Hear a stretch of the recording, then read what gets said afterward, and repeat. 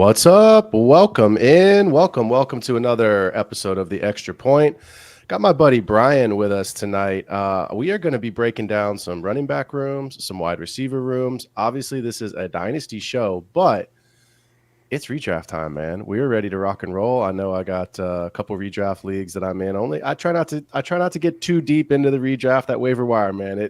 It takes up that time on Wednesday nights. So I have two redraft leagues that I'm generally in. I know you've got a bunch, but for the listeners, we're obviously going to be breaking down Dynasty and a redraft mentality tonight, but only focusing on some wide receivers and running backs. So before we jump into a couple announcements, intros at the top. Brian, good to see you, dude.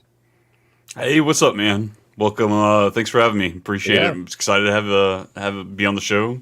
Do a Yeah. little football talking tonight. Hey, nothing better, man. Nothing better. Tell the folks where they can find you. I know you've got some written content. You've obviously got a ton of audio content. Take some time. Plug some stuff. Yeah, Brian. Too much Brian. The name says itself. You can find me on Twitter at @too_much_Brian. Instagram, I'm on there a little bit, but really not at all. I do dabble a little bit of the writing content, but don't look for that, folks. You're not going to enjoy yourself there.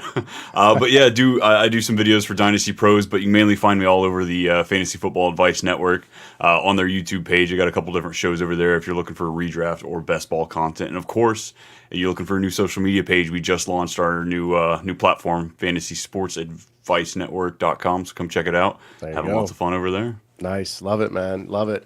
Well, excited to have you ready to get into some content. For those that are victorious in here, what up? What's up, my guy? I love that you're in here all the time, man. Vike's honestly is just in one of my leagues. And when I first started this podcast, video cast, I was just throwing it out in my leagues. I don't want to be that guy that's like spamming the league, but first couple of weeks, I was like, all right, I got to get some listeners in here. He's been here every week, and now he's listening to Get Right. This dude's awesome. So always love to see Victorious in here. But for those that are around, you know what to do. Hit that subscribe button, hit that like button. You can follow me on Instagram, _extrapoint_FFB. I am on Spotify. I am on Patreon. So check those out. For those that don't have time to join the live show, you can find it at the Extra Point. Like you, I'm a staff writer for Dynasty Pros.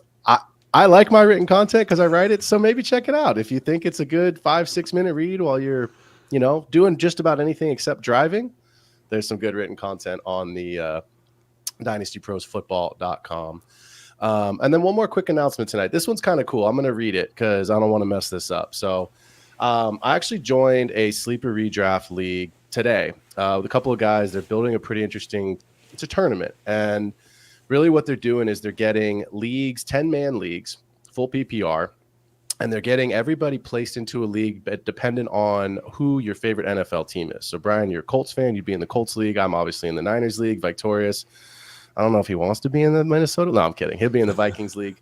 But basically what the creators are going to do is they're going to pull information. I'm going to read this part. They're going to pull information from the league, week's highest score, week's lowest score, league median, and other stats to compare groups of fans' stats against the 31 other leagues that are all made up of people like us. So it's still a redraft league. Like I obviously could draft Anthony Richardson as my quarterback, even though I'm in the 49ers league. But there's a Discord server. There's going to be 320 people in it. Obviously get on there. There'll be some leaderboards, talk some trash, respectfully talk some trash, of course. So if you're interested, hit my guy BroShove6. That's his sleeper handle, BroShove6. You'll see a picture of Jalen Hurts, the brotherly shove, obviously BroShove, right? Brotherly shove. But yeah, right. I liked it. And it's Jalen Hurts, kind of like this. And I got to text him, man. I got to be like, dude, you got to have Jason Kelce up there. He is, honestly, I know it's Jalen Hurts, but isn't Jason Kelce like the originator of the brotherly shove? Isn't that kind of his thing? We'll find out this year. That's for sure. Right. That's right. The question will get answered for sure. So, but BroShove6 on Discord or Sleeper, hit him up if you're interested in being in one of those leagues. They are filling up, and then obviously redraft's right around the corner. So let's do it, man. Let's jump in. Let's start at the top here with some ambiguous wide receiver rooms. And I want to start in Houston. And really quickly, you know this. Everyone that's listening knows this. We got Nico. We got Tank. We got Steph Diggs. I have it in that order for Dynasty. Nico just got the contract, 3 years, 72 mil. Tank's obviously on his rookie deal coming off of an injury, but he's CJ's guy. And then Diggs, look, it's Steph Diggs. So, Brian, for you, looking at kind of those three guys from a redraft mentality, Are you targeting any of the three? And how do you see those three's kind of range of outcomes this season as CJ hopefully takes that year 2 leap? As weird as it is, I kind of look at this backfield as this receiving room kind of as the keep trade cut, Okay. if you will. Because don't get me wrong, Nico Collins is great. The talent's there, but we're paying for it. Especially in redraft anyway. The ADP for him right now is third round, mid to early third round, depending on what platform you're playing. Second round and underdog, but you're paying for him to nearly replicate what he did last year. And he definitely can, but we have more mouths to feed with Joe Mixon and Stephon Diggs coming to town.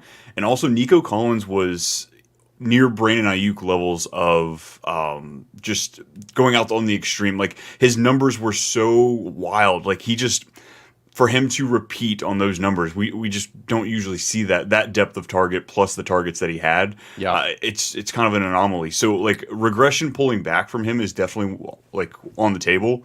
Stephon Diggs, I'm out. I'm almost out altogether. Even if he were to drop 2 or 3 rounds, I don't know if I want to waste my time. This guy, most likely, I see him having a good season on the back of touchdowns. And then you got Tank Dell. Tore it up last year, but the questions going into last year was this little guy, can he maintain his health? Yep. And granted, I get he got hurt on a blocking play. He probably shouldn't have been in that situation, but it still happened. So there's definitely that risk there. Like, is he going to be built to withstand a majority of the season? But if anything, that's where the discount is. You're getting Tank Dell in the mid to 5th round, late 5th round in some platforms if you're on ESPN. So I really like that discount. So he might be my favorite overall just because of that discount that's baked in on him. Yeah, I love that. I love that take, and I'm pretty much in agreement with you. I can put Nico kind of in the Sam Laporta category, and what I mean by that is, for Sam Laporta, who is being drafted as the tight end 1, ahead of Andrews, ahead of Kelsey McBride, all of the big names, he has to repeat double-digit touchdowns in order to return that value. So to me, I don't see a world where Nico, unless there's an injury, right? Unless it's just him and Tank or him and Steph, I just don't see a world where he's going to repeat and give you that same return on the investment of that second-round cost that you're paying. Whereas, again, if I can go get Tank in round 4, maybe round 5, if I'm at the turn, I can target him. I'd rather have that. Look, I've been beating the drum for the last couple months to trade Steph Diggs away in Dynasty. The age, the third team, the voiding of the last couple years of the contract. To me, I just don't see a path to him being the wide receiver 1 for this team, number 1. And number 2, there's no guarantee. I know we're going to talk a little bit redraft, but there's no guarantee in a dynasty world that he's even on the Texans next season. So I'm out on Steph Diggs, and I say this a lot, but I'm okay being wrong. I'm just okay if he all of a sudden, no injuries, everyone's healthy, and he does emerge as the top wide receiver there. Great. Hopefully I've grabbed somebody else in that range, and I'm in the playoffs, and we're all good. So yeah, it's the other piece. I'm just really quickly on Houston. You mentioned Mixon. Don't sleep on Dalton Schultz. Signed a 3-year deal, decent tight end. Obviously, we're talking wide receivers, but when you talk about targets, there may be some weeks where if the Texans only score 2 touchdowns, Mixon rushes 1, and the other one goes to Schultz.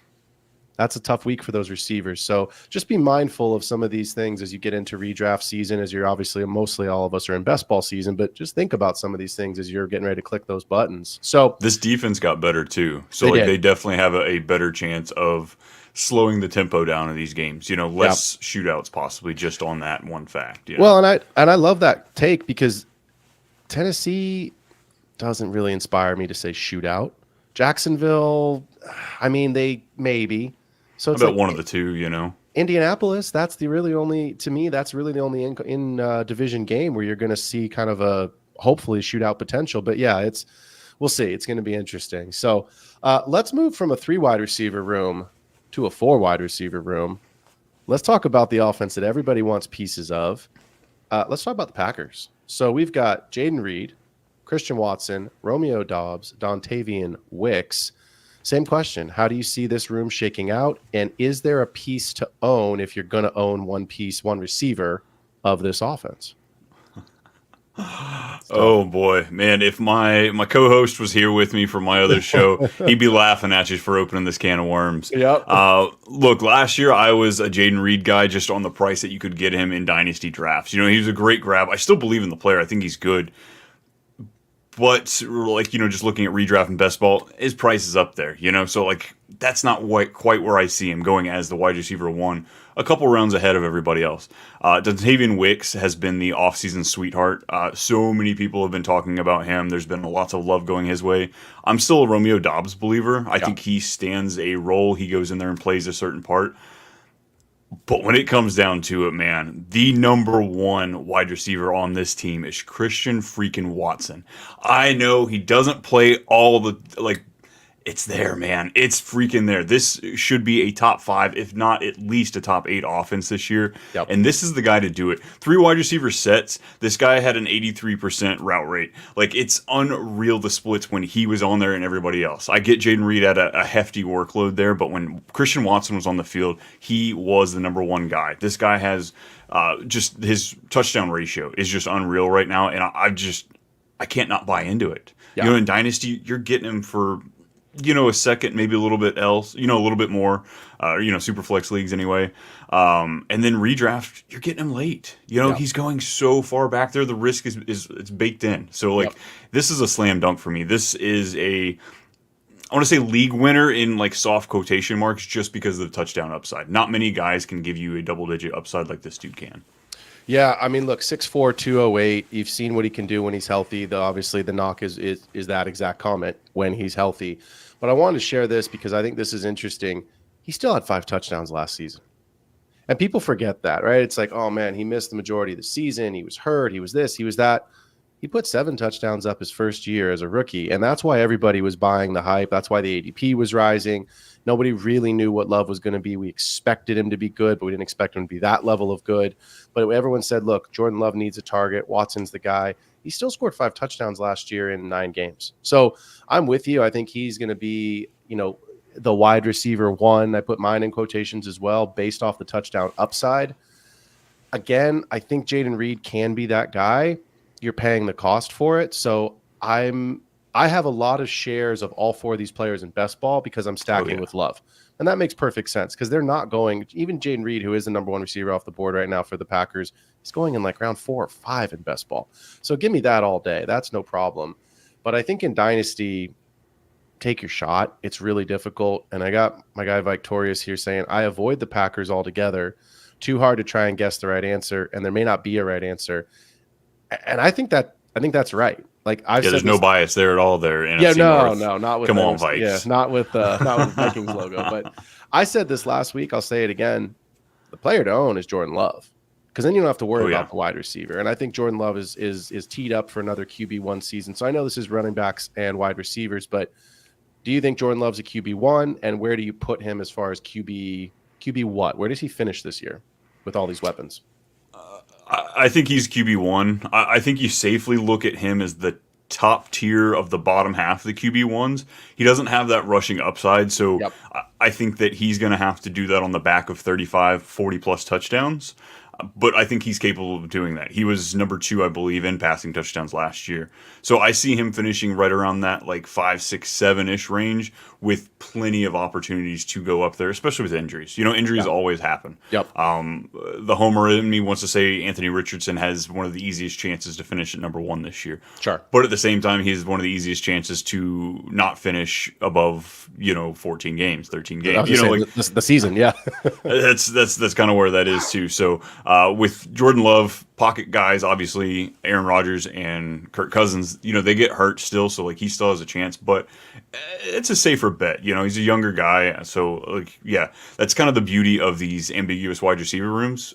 When all else fails, go to the quarterback. Yeah, exactly. CJ Stroud. Granted, his price is a little more. Like I'd much rather take Jordan Love over CJ Stroud. Look at that price difference. Yeah, so would I. I agree, but I like that because at the end of the day, you're talking about a pocket passer who's going to have to throw for close to 30 to 35 touchdowns to be the overall QB1 because the rushing upside isn't there. I think it's possible. And I think that we love the Packers offense. We believe they're a playoff team. And generally we want playoff teams because at the end of the day, they're winning games. They're scoring the most points. That's usually going to correlate to fantasy points. So our guy Classic Mike, what's up, Classic? Love you, buddy.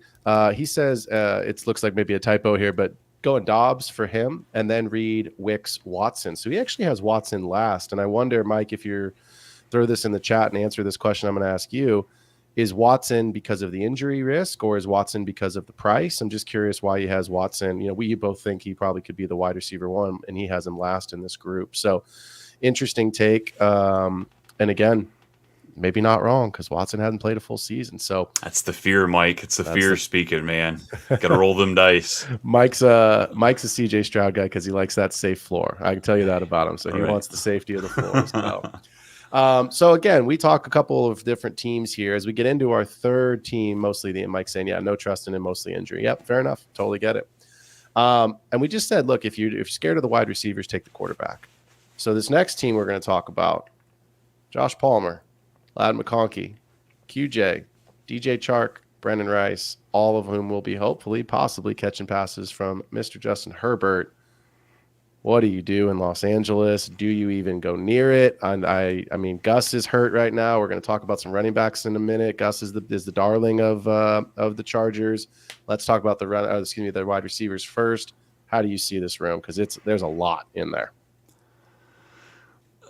I mean, I guess you don't have to take a shot, but why wouldn't you at least take a shot?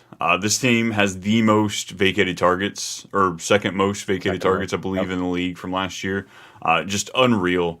And the narrative writes itself with most of these players. Josh Palmer, he hasn't quite done it yet, so why would he do it now? Right. DJ Chark, same thing. He's bounced around 3 or 4 teams now. We haven't quite seen him break out. QJ, there's all those question marks there. So end of the day, when I'm really looking at the two, it's probably Palmer or McConkey.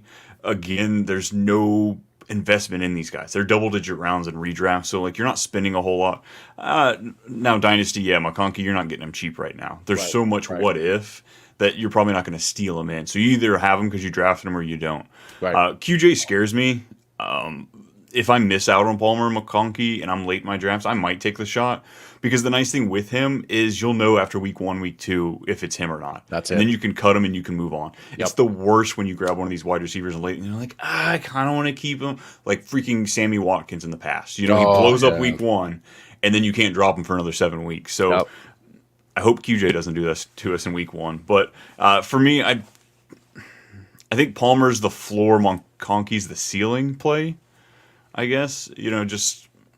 Yeah, I probably look at it inverse of that, whereas McConkey to me is probably the floor. And I think the reason I say that is because he's going to inherit that Keenan Allen role. I don't see a lot of ceiling for McConkey. To me, he's not an X. He's not going to take the top off the defense. He's not running 9 routes. So I think he's going to sit in zone coverage. I think he's going to get short underneath targets. If you can tell me I say this on purpose. You can tell me the 3 tight ends in Los Angeles and which one will be the starter. I'll give you $10 because I don't know the answer. I know who they are, but I can't tell you who it's going to be on a weekly basis. So I don't think there's somebody that's going to demand targets from the tight end position. And, you know, what's going to happen out of the backfield? They want to run the ball. Can they? I don't know. The offensive line's not great. They took Joe Alt, but he's still a rookie, and they've got other guys that are kind of meh. So to me, Chargers aren't great. They're going to be losing a lot of games. Everyone's down on Herbert because of Harbaugh and the running system.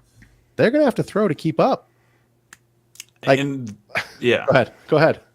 I was just saying, yeah, exactly that. Like they're still going to throw. It's not that like they're not going to throw. Yep. And when you look at it too, the OC Greg Roman, he's always had an efficient passer. Yeah, maybe he hasn't been a lights out high volume guy, but he's still very efficient. And that's all we need from Herbert. If Herbert throws a higher than normal touchdown rate because he's not throwing as much, I can work with that, you know? Yep, I'm with you on that. Look, in Dynasty, the only player out of this entire group that I want is McConkey. And I can tell you, I drafted McConkey, and I'm in a ton of Dynasty leagues. I drafted him in 2 leagues. One, I have him, and I kept him. The other, I got an offer that was too good to pass on, and we went back and forth a little bit, but I don't remember the offer off the top of my head exactly, but the highlights of it was I wound up getting Jalen Waddle. So to me, I turned McConkey, who we think's going to be good, who we think's going to have some volume play, but Jalen Waddle, we've seen him be a wide receiver 1 in an offense with Tyreek, in an offense with Tua, and he had a bad season because he was injured and all that, nonsense last year. to me, I'd rather have Jalen Waddle over any of those players. So I And like he just got an McConkey. extension. He just got an extension. He just got a 3-year deal. And Tyreek may stick around. He may not. If he does stick around, he's still going to be 32 years old when this contract ends. Do you really want 32 going into 33-year-old Tyreek? I mean, not as my wide receiver one building around, right? Sure, like maybe. No. But point being is, and I've said this and I'll ask you this, what if T. Higgins is in Los Angeles next year as the wide receiver one? Because that is not good for McConkey, right? So, like, to me, I don't see a path for McConkey to be the wide receiver one for this team in Dynasty. Do you? Honestly, I'd see him as a 1A, 1B with T. Higgins. Like, Okay. you literally just recreated Keenan Allen and Mike Williams. Yep. Like, that's how I would see that kind of play out there. Yep. So, yeah, I think I'd see him like a 1A on the back of volume, while you'd see T. Higgins probably the 1B on the back of, or, 1A, 1B, swap them up on the back of probably touchdowns. But that's funny you brought that up. That literally just recreates that entire whole offense right there. I've been having that thought since the minute that T. Higgins got franchise tagged, and the second minute was, when the whole wide receiver room got shipped out, basically. I was like, I wonder. And I wrote an article after the Super Bowl before free agency where I actually said Michael Pittman wouldn't return to Indianapolis, and Michael Pittman with the USC connection would wind up either playing for the Rams or the Chargers. Now, obviously, he signed the deal with the Colts, so unless there's a big trade, he's not going anywhere. But I thought about that of like, oh, USC, does he want to go home? They would take him. He's a different body type. He'd be a great one there. So obviously that didn't happen, but I was like, oh, so T. Higgins is a name to monitor. Look, from a dynasty perspective, we'll just kind of wrap with this. Throw Brendan Rice on your taxi squad. It costs you absolutely nothing. He's Jerry Rice's kid. He's a 6th-round pick. If he's not good, he doesn't cost you anything on your roster, and you can let him go next year for whoever you want to take a shot on there for the taxi squad in 2025. I'm not telling you this kid's going to be the next Puka. Please don't put words in my mouth. He is. He is. Oh, sorry. Yeah, Brendan Rice. No. But we all sit here for weeks and months, really, since the draft. We've all said, it's McConkey, it's McConkey, it's McConkey. Huge is a first-round bust. Palmer's never done it. Some of that's true, and it may continue to be true. And what if all of them suck and Brendan Rice comes out of nowhere to be relevant? So throw him on your taxi squad. It doesn't hurt you. Yeah, it's not that he's going to turn into Puka. It's just the Puka effect. Are you mad because you threw a guy on your taxi squad and had to cut him later? Or are you mad because you didn't pick a guy up when you had the space to? It's just that kind of conversation you have with yourself. Yep. I can't tell you, probably except for Puka, anyone that I've ever had on my taxi squad that I've regretted cutting. And I didn't cut. I'll tell you this because this is my. We've all done something stupid. I had Puka. I had him sitting on my taxi squad in one league. Now I happen to have a fantastic wide receiver room, so I didn't have to have him. And I dropped him, and I picked up. I know it gets worse. I picked up DTR. And I was like, I'll just put DTR because it's a 2-quarterback league, and I was like, I have to have a quarterback. My quarterbacks were I had Russell Wilson. It was aging. It was awful, and I was like, I've got to get somebody in here. Maybe he'll be something because I don't trust Deshaun Watson. It's not a stupid strategy. Like, I load my bench up with running backs and quarterbacks, and I don't even keep wide. Oh man, that's rough. That one was rough. That one was now the rest of that wide receiver room is Tyreek Hill, Michael Pittman, you Chris keep Olave. telling yourself that because it's not Puka. No. I won the championship, so I was okay with that. But my buddy was sitting there like, "How did you drop Puka?" I'm like, "You didn't even know who Puka was until I told you to pick him up. So be quiet." So, but yes, I forever kick myself and like, but it's all good. So, cool. Let's shift. Let's talk about, this is a big question. I think folks want to know. Oh, real quick. Classic Mike has it. Tight ends. He has it Hurst, Parham in that order, but mostly Parham. I think it's going to be, I'll tell you this. If I have Justin Herbert in best ball and I have an alpha tight end, I'm grabbing both as my 19th and 20th round picks. And nothing bad can happen because at some point someone will catch a touchdown. I would only take either of those tight ends in best ball. I don't want them in redraft, and I certainly don't want them in dynasty. So, yeah, let's move. Let's talk about some running backs. And I think for years and years and years, everyone has always asked the question, where is the running back dead zone? And we've all, kind of been told, avoid it. Don't go near it. If you're looking for running backs, get one of the alphas or punt it way down the, draft. So I'm not necessarily going to ask you this question of like, where is it? Give me a round. I'd like to know from your perspective, where does the running back dead zone start? After what player? And we'll talk tiers for a couple minutes here. So like when you look at your tier rankings, I have mine. Where are you starting to see kind of this newfound dead zone? It's rough because I mean, as we kind of alluded to before the show, there is a big like top 6, 7-ish, and then there's that next tier of guys. Well, not that those big 7 are in a tier. I think there's a that top 7 guys are split in a couple tiers. Yes. But then you've got your next group, essentially your RB2s or RB2 question marks, and then yeah, I feel like it comes kind of similar. Like right after that, there are some guys, Joe Mixon, Rashad White, James Cook, Kenneth Walker, Alvin Kamara, not quite running back dead zone, but they're flirting with it. Yep. Because usually once you find the dead zone, it's when 2 guys in the same backfield are being drafted similar, at similar cost, or it's depreciated because of the question marks there. Your Aaron Jones and your Ty Chandlers, your Yes. Hey, in best ball right now, it's James Conner and Trey Benson. Like he's made things interesting there. So I think once you start questioning which guy am I going to take, you've made it. So at that point, if you're hard struck and you have to take a running back, I would say the easiest rule is default to the young guy in most situations. Yeah. If not, take another position, because the cost of what you're paying for these guys are going to be the exact same results that you're going to get for the guys 3, 4 rounds later. So yeah. It's sticky. Yeah, and I like what you said there, right? Take the younger guy. I echo that, but I would also give this thought as pivot. If you're just stuck and you're like you said, like you're going to end up getting probably the same return on the value of taking a guy 2, 3 rounds later, go grab a wide receiver.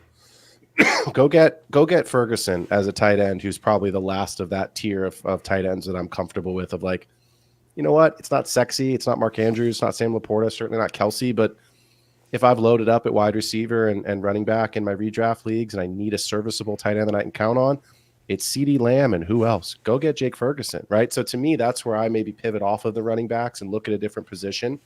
I look at the running back dead zone kind of similarly to where you do, is after a certain guy, then I'm just kind of out. But it's difficult for me with certain guys, and you mentioned James Conner and Trey Benson. Obviously, we've been doing Dynasty the last couple of months, and Trey Benson is not quite to the moon, but he's pretty close. I've seen James Conner's ADP rise a full round over the last month, and I haven't seen Benson's move a full round. I've seen it move a couple of picks, right? But he has not come up the board in that manner. James Conner missed his games. I think it's because we've moved out of that dynasty period of the season, though. Yeah. Like the people that are hard hitting a lot of football content is usually people that are at least involved in dynasty. Yep. Going through April, May, because I was drafting a lot of Trey Benson there. I slowed up, I feel like midsummer, but there's been that uptick of like, well, hold on, pump the brakes. James Conner's still under contract. They love him there. He misses games every year, but he still is finishing 10, 12-ish games a year. So it's plenty for a mid-round running back. So why wouldn't you take that and then pair it with either Trey Benson or another guy that you're plugging and playing? But I don't think he should be slept on. I believe he was second in rushes over 20 yards last year, despite having a questionable offensive line. So don't be afraid of Trey Benson. Don't be afraid of him. But James Conner. Definitely don't. Well, and I'll add this on top of that, because I said this a couple weeks ago, and I think it's really important.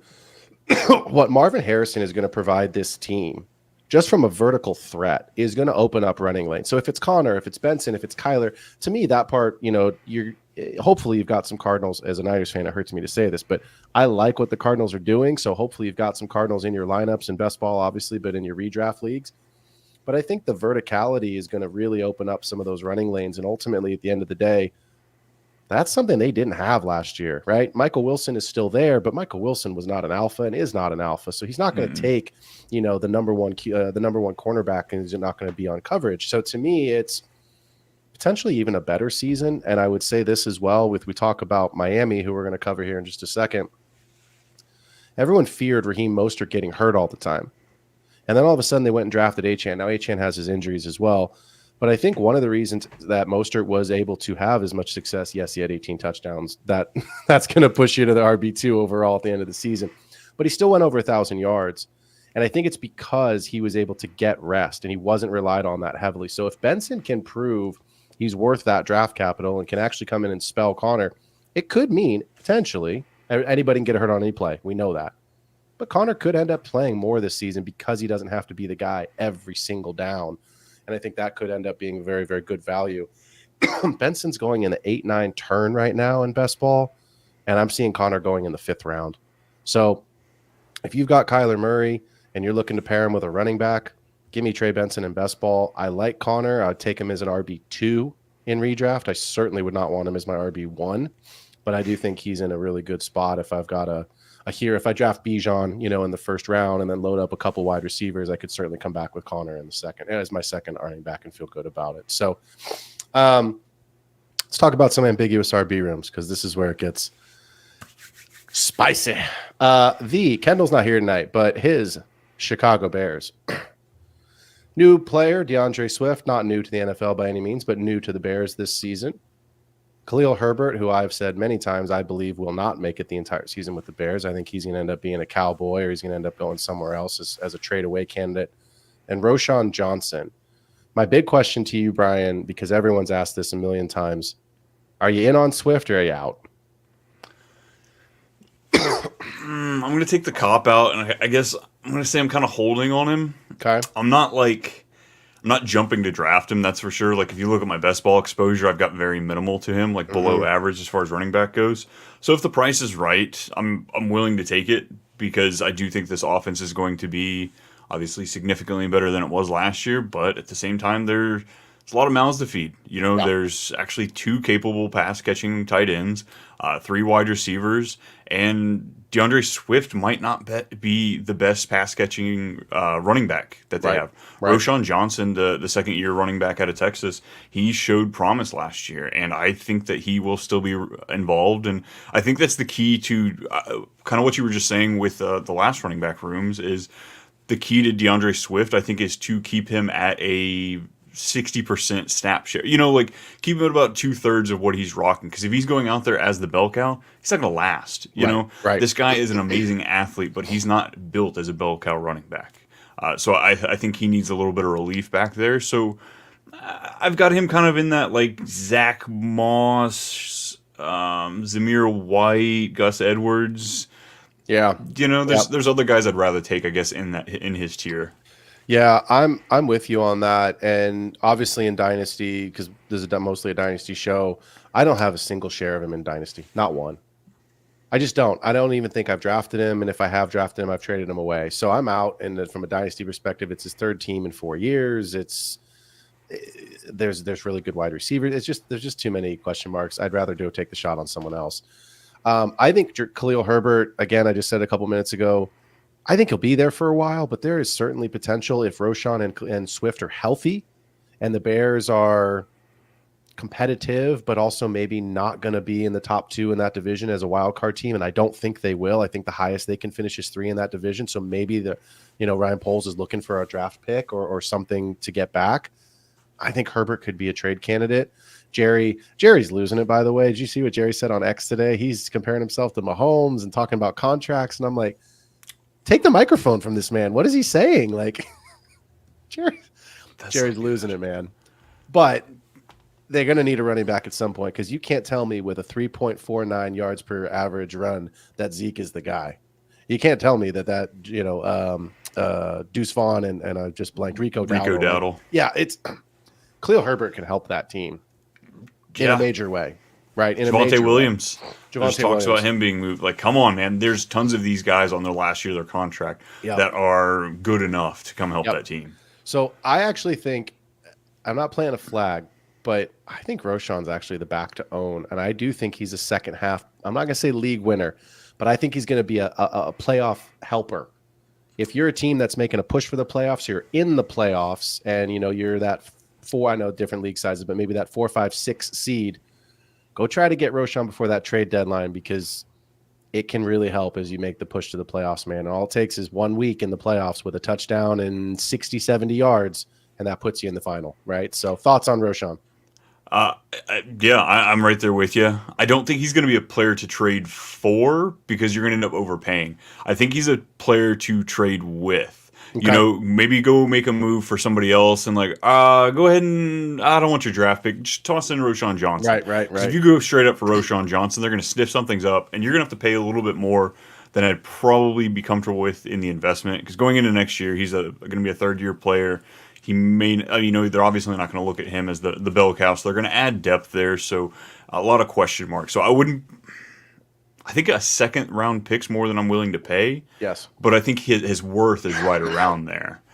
So yeah, I think it's one of those weird situations where if you can get maybe another player and him for whatever you're swapping up, I think that's kind of the approach I'd go with it. I promise we did not talk about this before the show, but what you just said is I was literally today as I was looking through some stuff in my dynasty teams, I wonder if Khalil Herbert can help me on some of my teams this season.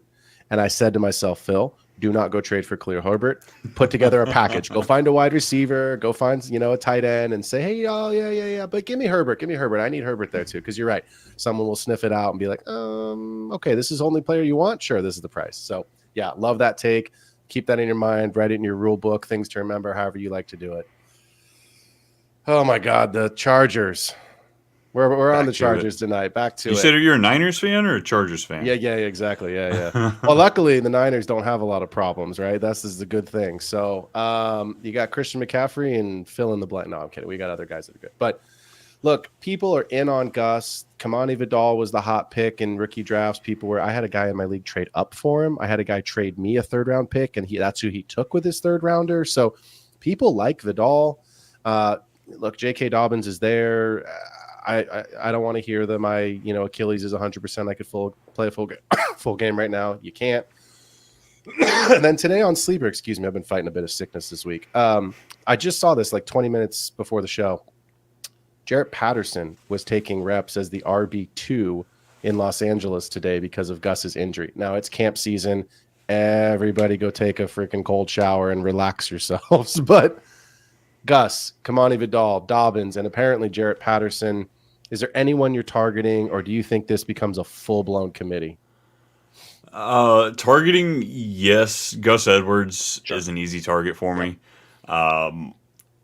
Again, I think he's in I think all running backs, especially this time of year, it's a weird.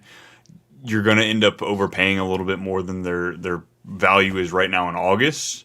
As you know a little bit more, it's a little easier to trade once you get into these teams that they know they're not going to be competing this and that. But Gus Edwards, I think, is my favorite. When you're getting him in like redraft wise, he's a 10th round guy. Yeah.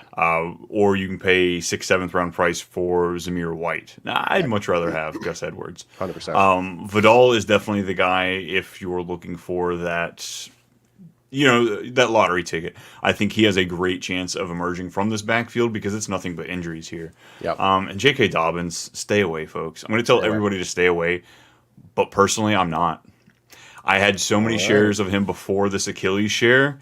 I've gotten rid of a couple, but I still have some because I've had to trade them for Beans, and I'm not a big Beans fan. So let me just keep my J.K. Dobbins share, and let me just hope because, God, I loved the talent. Absolutely loved the talent, the situation, but it's hard to get excited about this just because that's what this time of year is, man. It's hype season. Yeah, classic Mike jumping in the chat here saying, realistically, Gus, I think we're all probably on the Gus bus train here. Gus bus, beep, beep. But price-wise, Dobbins and Vidal, and then, obviously in Dynasty, Vidal. I have a lot of shares of Gus in best ball. He's one of my... Just if I can get Herbert and I can get one of the cheap wide receivers late. The Chargers are such an easy late stack in best ball. It's a joke. You don't even have to start drafting them until the 10th rounds. So to me, that's like, go get that as your third stack on your best ball team and load up 2 higher, value stacks.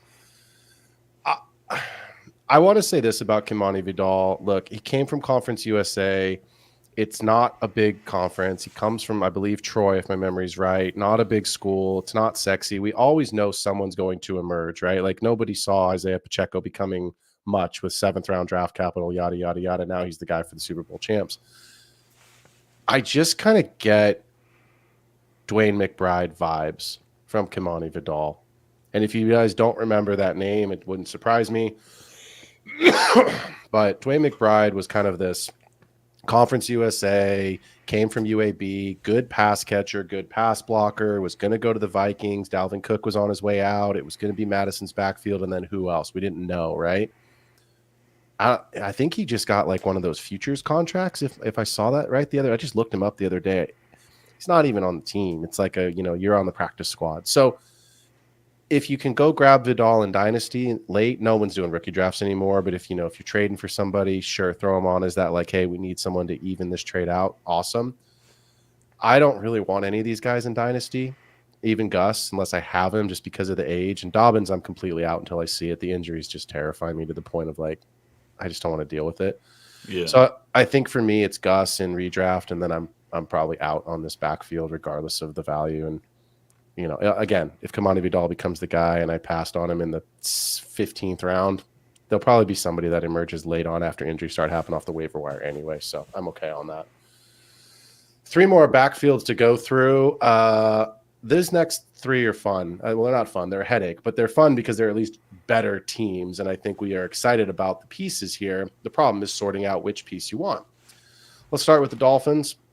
RB2 on the season last year. Mostert, who is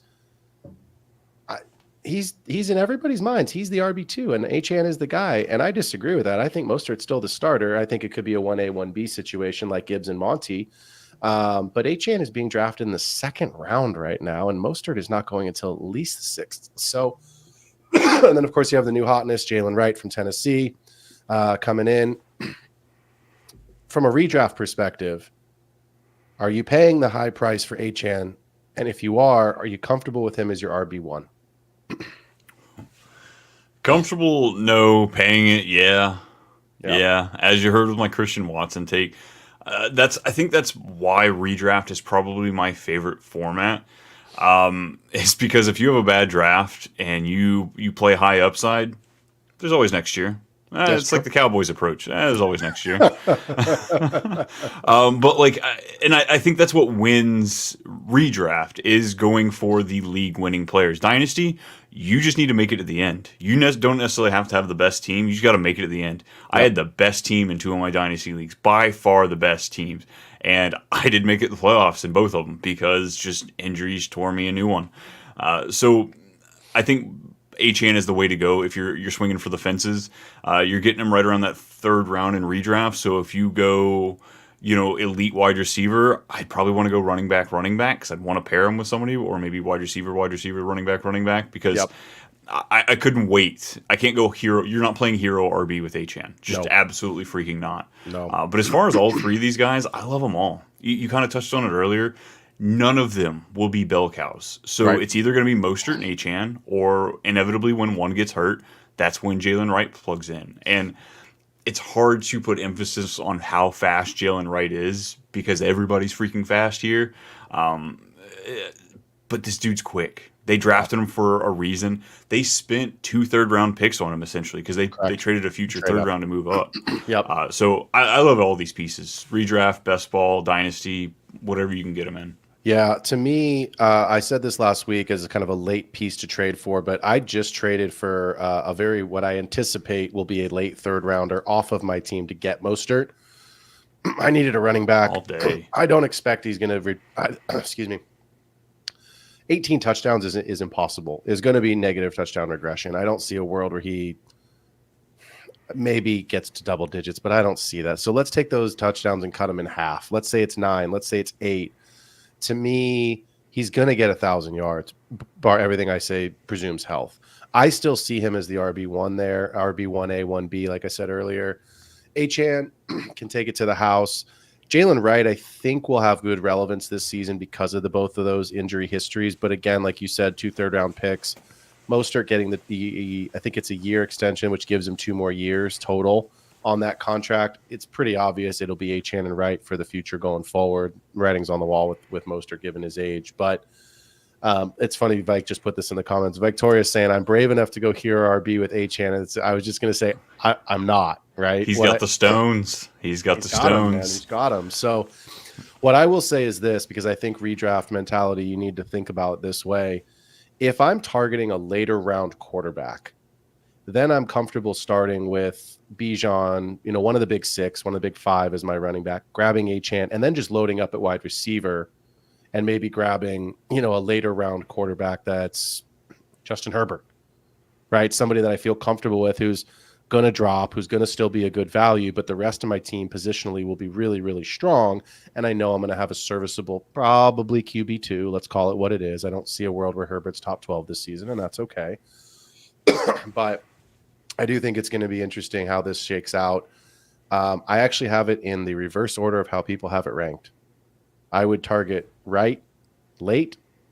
I would target Mostert, and then I would, unless I can get him as my RB2, I don't want Achane as my RB1. I just think it's just too expensive. The prices, if he was in the third round, maybe the fourth, then 100%. But in the second round, that probably is your RB1 unless you start RB.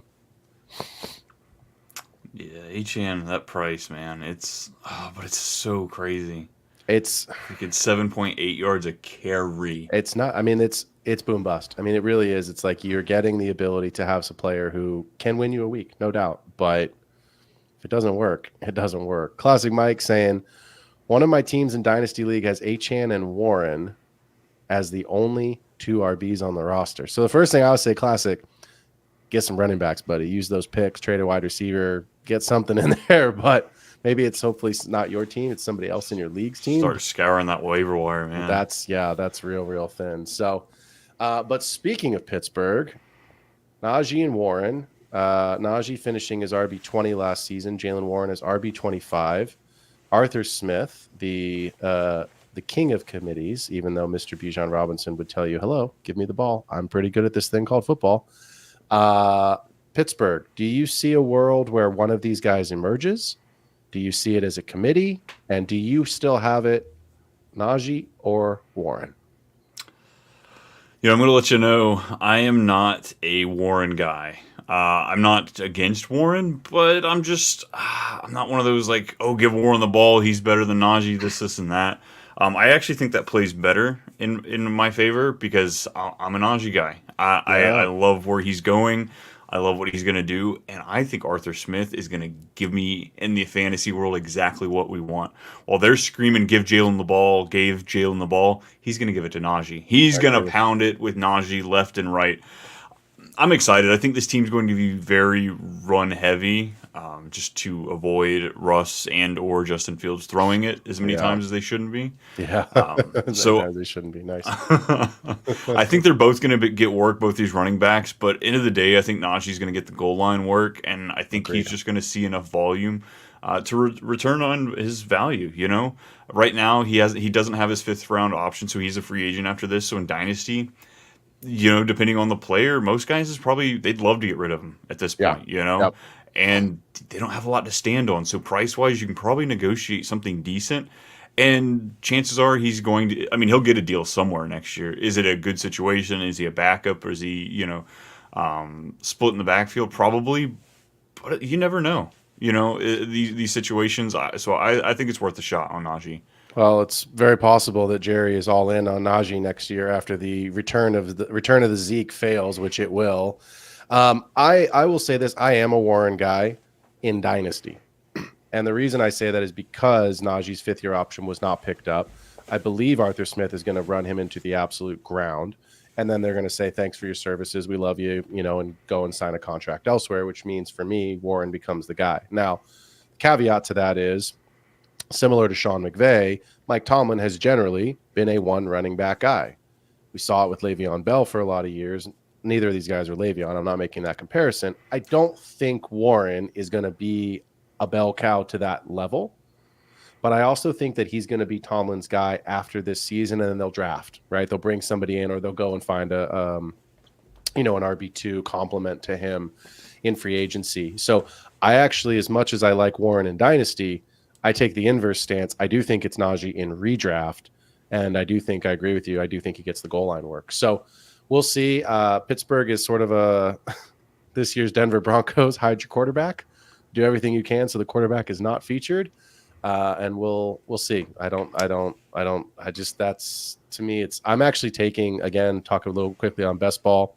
If I have George Pickens, I'm actually taking a hero QB. I'm grabbing a second QB, and I don't normally like to have 4, but I'm actually taking both Russ and Justin Fields, especially if I have Pickens or even Freiermuth.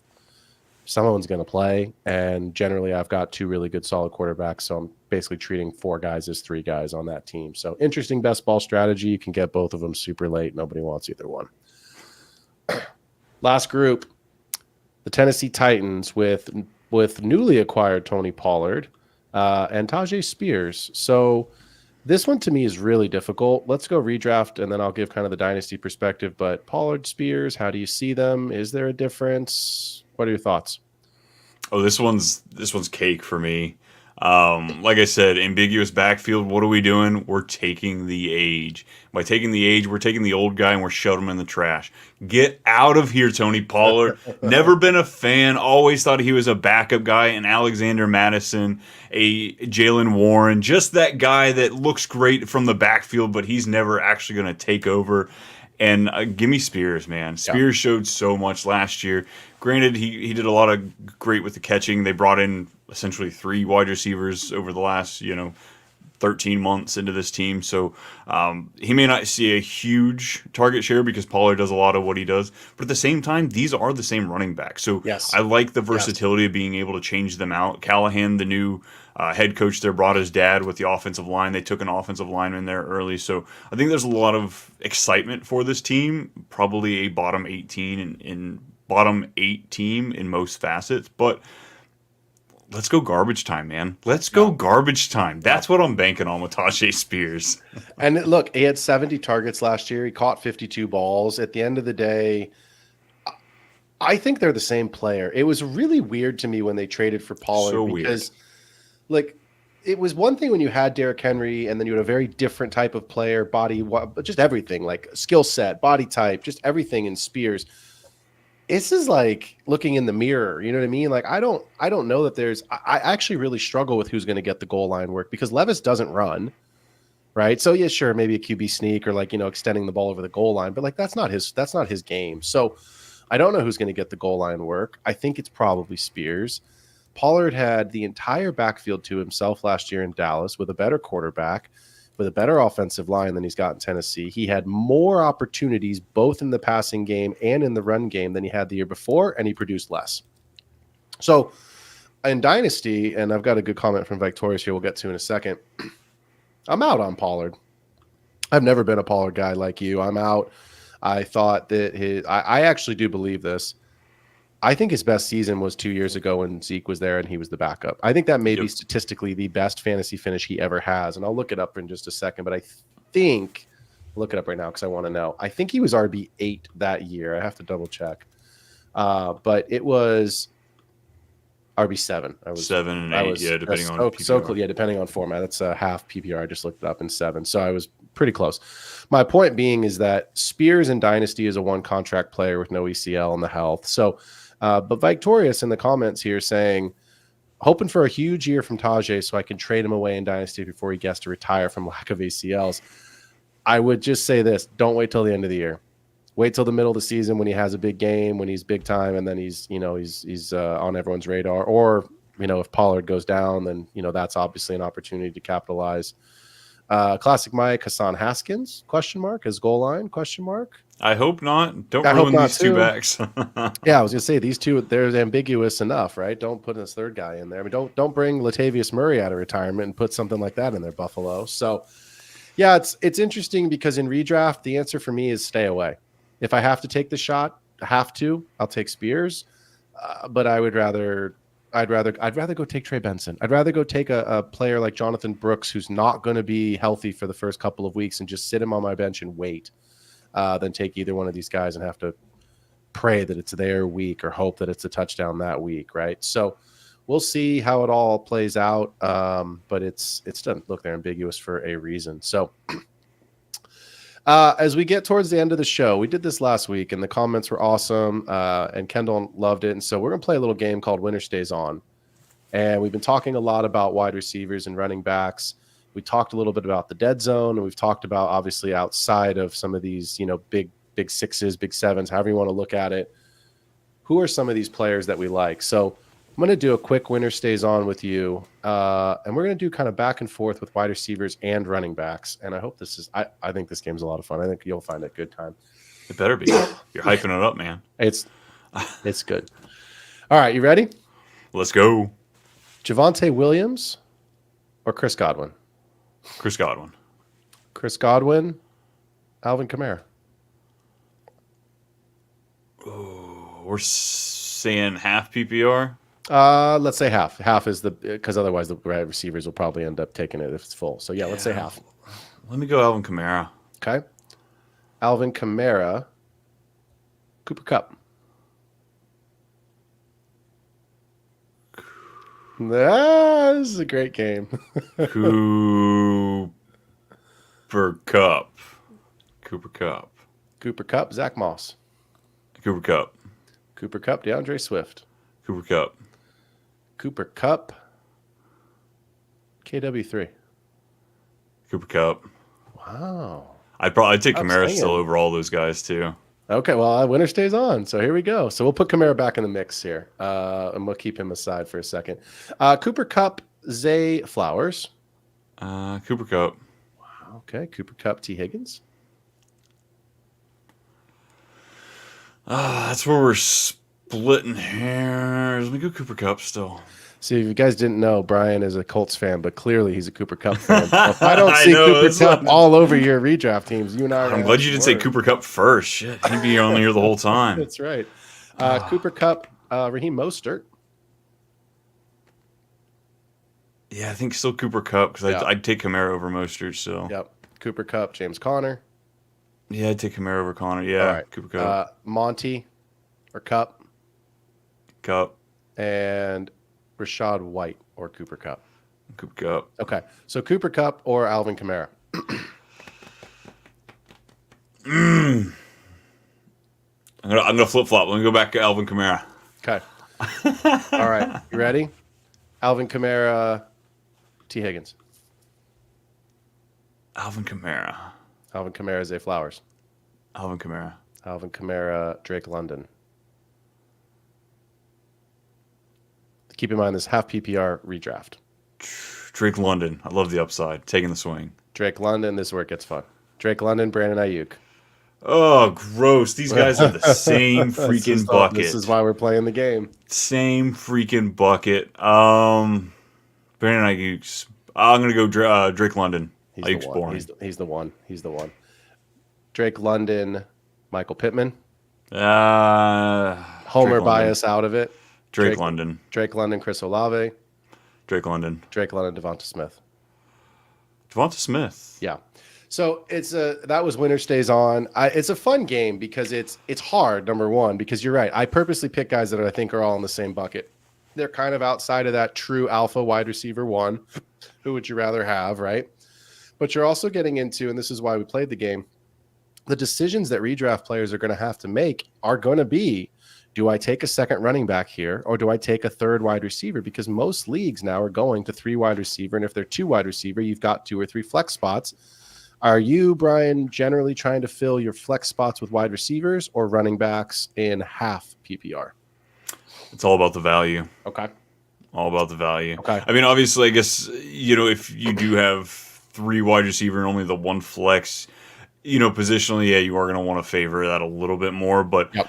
I try not to force myself in that. I do I've got several home leagues, college leagues and stuff like that, and they're not the degenerate that I am. They don't play by any rules.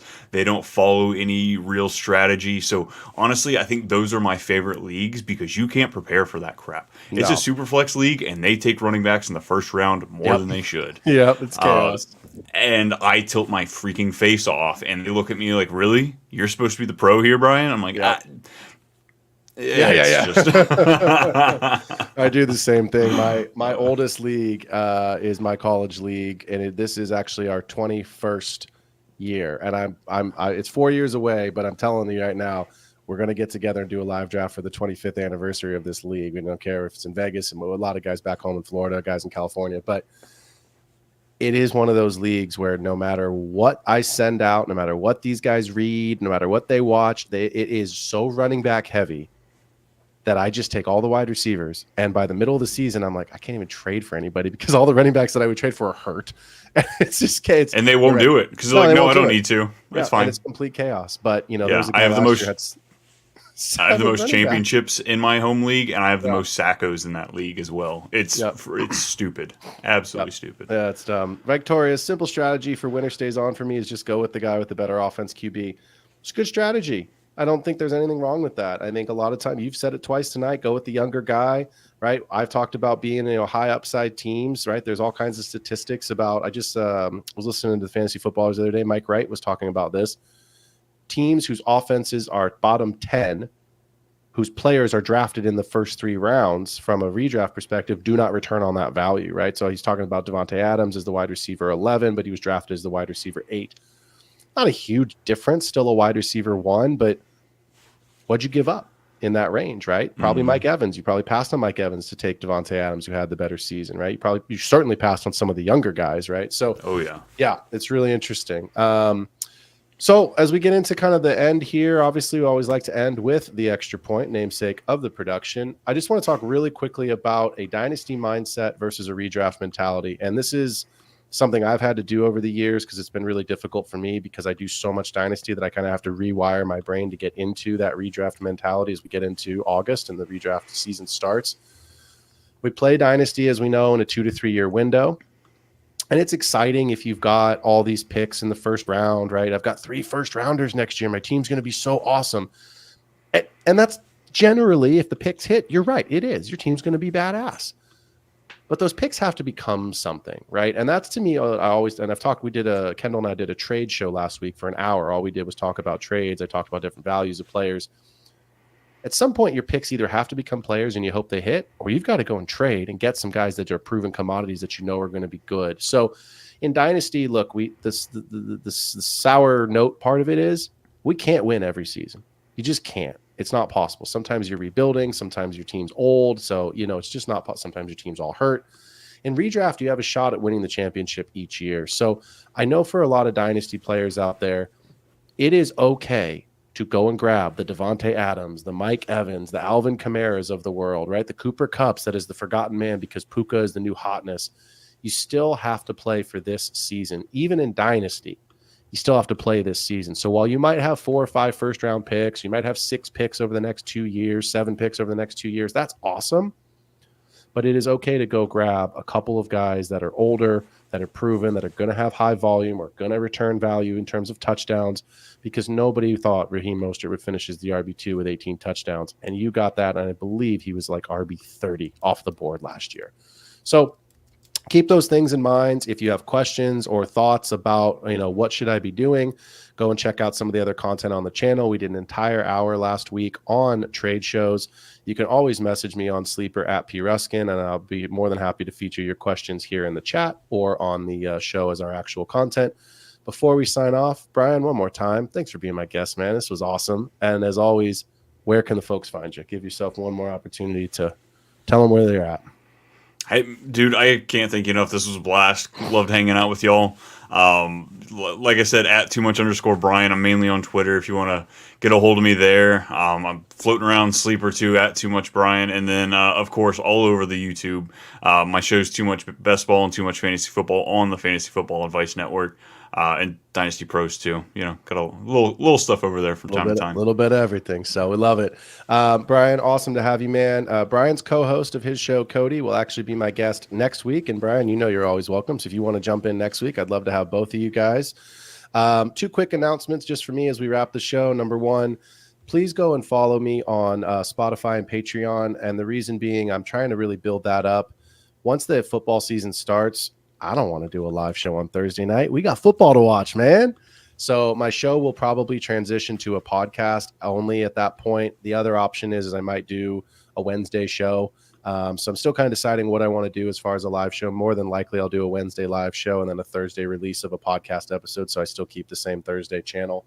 But jump on Patreon and Spotify. If you like the content, share it with your buddies. Please make sure to get the links out to them. Obviously, we're looking for likes and subscribes here on the YouTube channel. And as always, thanks for joining another episode of The Extra Point. Y'all have a great week. Talk to you next Thursday. Later.